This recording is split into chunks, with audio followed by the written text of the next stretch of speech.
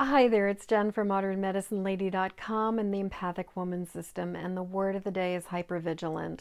And when I'm talking about hypervigilance, I'm talking about that instinctual, like ancestral, goes back to caveman times, part of us that is just waiting for the other shoe to drop, waiting for the emergency to come, waiting to have to jump into action and to be on the ready to deal. And how there is that part of us that is often anticipating the next emergency and is in that fight or flight mode. And I know for myself that that is something that got turned on. And I come from people where the sense of vigilance, that sense of sort of stressful anticipation, that being on the ready, that's something that was regarded as a virtue. That was something that was regarded as a really good coping mechanism. You know, it's kind of like be in a state of sort of anticipation and stressful anticipation most of the time. And what I've realized is that it's not effective. It doesn't really serve me that well. In the same way that if there was like a security camera that was just pointing into the middle of nothing and was waiting to take pictures or film of something happening, but most of the time nothing was going on and it's just sucking the juice out of the camera, just sucking that battery power down, that kind of that hypervigilance within us is doing the same thing. It's just sucking the battery power. It's sucking the juice. And in the same way that what if there was just a motion detector that would turn the camera on when it needed to be turned on? What if we could trust that if something comes up and we need to be dealing with it, then we can deal with it. But instead of being in this state of stress, in this state of anticipation, in this state of prepared, hectic anxiety, that we could be calm, that we could be grounded, we could be focused, we could be relaxed.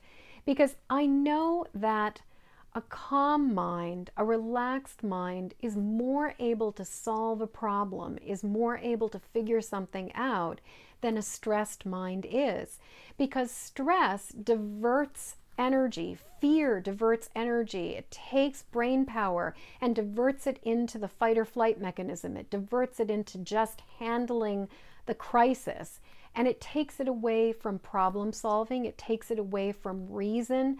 It takes it away from being able to see things from multiple perspectives and kind of creates this tunnel vision of there's your escape, run towards it. And when we can remain calm, when we can remain grounded, when we can remain more focused, more often than not, we can see multiple possible solutions, many different ways to handle a situation, and we can make a decision from a place of calmness and readiness as opposed to making a decision from, or not even making a decision, but reacting from a place of stress and hectic anticipation. So, my question to you is, where might you still be hypervigilant? If you're hypervigilant, where might you be waiting for the other shoe to drop? Where do you find yourself on the ready? And where do you find yourself in that state of kind of adrenaline and stress and just being sort of prepared for something, as opposed to being calm, as opposed to waiting until it comes along? And are you open to the possibility that instead of staying in that state of hypervigilant anticipation, that maybe it's okay to trust that the part of us that is going to respond can receive the message when it's necessary, just like the motion detector will trip the camera, that there's a part of us that will know when we need to act, and that we can choose to act from a place of calmness. We can choose to act from a place of clarity And that until that moment, we can just use our energy for what matters and not just continuously divert all of our energy towards something simply because we think it might be coming.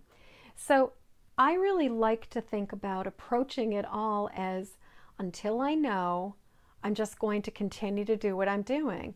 It's like I'm going to do what's before me until the next thing is revealed. And unless I know better, I'm not going to worry until I have a reason. And so just not staying in that state of hypervigilant worry and anticipation until there is a reason to be concerned or to take some kind of an action. And instead, just being prepared but not hypervigilant.